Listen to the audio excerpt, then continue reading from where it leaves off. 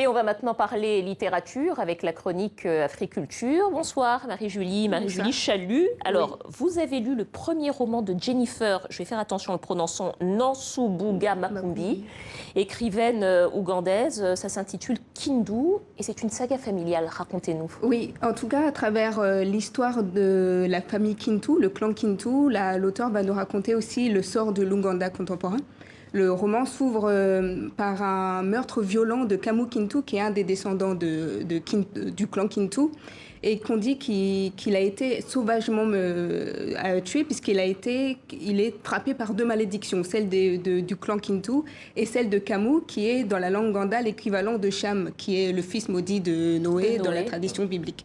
Et donc le roman va ensuite remonter jusqu'au XVIIIe siècle, en 1750, qui est l'aïeul Kintu Kida, qui a en fait provoqué la malédiction de sa famille et de tout le reste de ses descendants. Et à travers une épopée familiale qui traverse plusieurs générations, qui nous fait rencontrer différents personnages, l'auteur nous raconte l'histoire de l'Ouganda bien avant même la colonisation.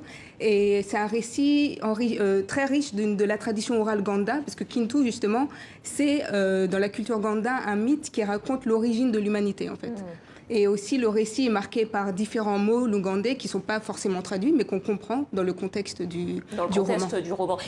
Et d'ailleurs, qu'est-ce que ça dit, en fait, de l'histoire ougandaise, ce roman? En fait, à travers l'histoire de cette famille qui se déroule sur diverses générations, on voit, en fait, l'éveil, ou en tout cas, la transformation de l'Ouganda, du royaume d'Ouganda, à cet État-nation qui est un concept apporté par la colonisation européenne. Et dans le cas de l'Ouganda, c'est la colonisation britannique.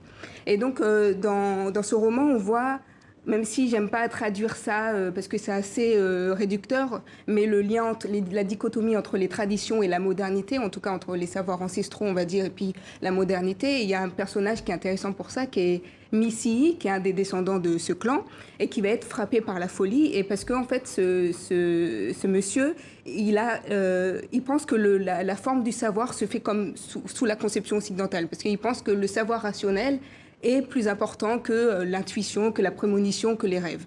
Mais le roman nous dit que les formes de savoir sont multiples et que l'Occident a imposé en fait une forme du savoir qui serait rationnelle et intellectuelle et qui serait même supérieure aux autres. Mais il appelle en fait à une décolonisation en fait en quelque sorte des formes de savoir. C'est un peu un livre qui parle en filigrane de traumatisme transgénérationnel et colonisation en somme. Aussi de la santé mentale aussi. Comment aussi ça nous pose la question du destin aussi. Comment est-ce que ce qu'on vit, est-ce que ce qu'on vit en ce moment est dû à un hasard ou à un destin tout écrit, ça pose la question c'est ça qui m'a interpellée dans ce roman.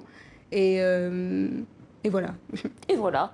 En tout cas, ça donne vraiment envie de le lire, cette saga familiale. Alors, j'ai vu que ça avait mis... C'est pas cette année qui vient d'être publié, ce livre, mais c'est seulement maintenant qu'on le découvre en France. Comment ça se fait? En fait, il a été publié originellement en 2014 au Kenya. Et il a eu du mal à trouver un éditeur occidental, on va dire britannique, parce qu'il est écrit en anglais à la base, le roman. Et les éditeurs britanniques ont dit que ce roman était trop africain ou marqué par des mots en fait, les mots, par exemple, l'ougandais que je vous ai dit au début, ne sont pas traduits, mais on les comprend. Mais en fait, on voit comment ce point de vue occidental, qui est très ethnocentré, décide de ce qui est universel ou pas, mais c'est pas du tout... voilà. Je sais pas si... C'est pas du tout le point de vue que défend l'auteur Kindu, donc, de Jennifer Nansubuga Makumbi, écrivaine ougandaise. Merci beaucoup Marie-Julie, ça donne très envie de le lire.